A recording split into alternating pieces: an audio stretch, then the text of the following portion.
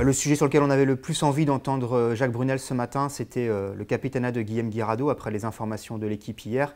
Rappelons que voilà, il avait été sous l'impulsion de Serge Simon et de Jacques Brunel lui-même, demandé à Guillem Guirado de démissionner du capitanat après la déroute en Angleterre, ce qu'avait refusé le joueur, soutenu d'ailleurs par le groupe France.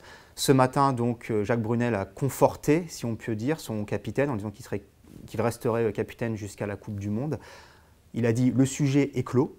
Bon, ça reste à voir. On va voir comment ça va se passer dans les prochaines semaines. Disons qu'il n'a pas répondu aux interrogations des journalistes qui étaient présents à Dublin en refusant de répondre à toute question une fois son propos liminaire sur la question évoquée. Guillem Guirado est un capitaine conforté à minima, j'ai envie de dire, qui va continuer à se battre contre les éléments extérieurs et peut-être, on l'a vu, contre un début de fronde intérieur qui vient de sa hiérarchie.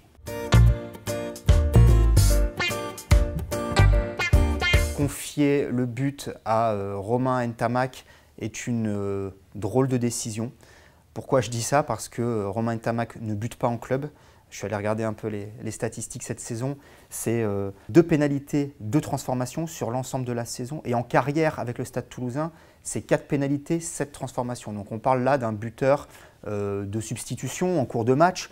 Ça ne remet en rien en cause les qualités de Romain Ntamak buteur. C'est peut-être un excellent buteur, mais ce n'est pas un buteur régulier, ni en club, ni a fortiori au niveau international où la pression est décuplée.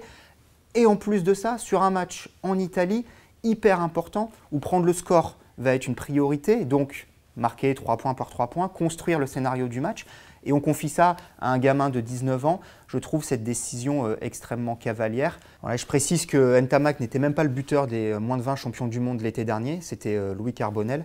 Je crois qu'on verrait ça aujourd'hui, confier le but à un jeune joueur dans aucune autre sélection au monde. C'est vraiment pas lui rendre service, encore une fois, dans le contexte difficile du match en Italie.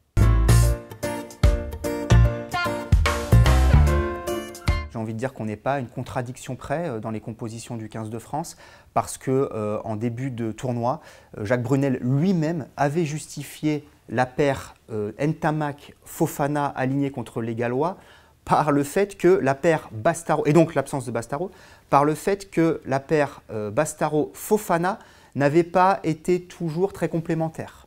Bon, visiblement, il a changé d'avis et elle le redevient peut-être en cette fin de tournoi. C'est un petit exemple parmi d'autres qui montre qu'il n'y a guère de continuité d'abord dans les choix qui sont faits, mais ni même dans les explications qui sont données pour justifier ces choix.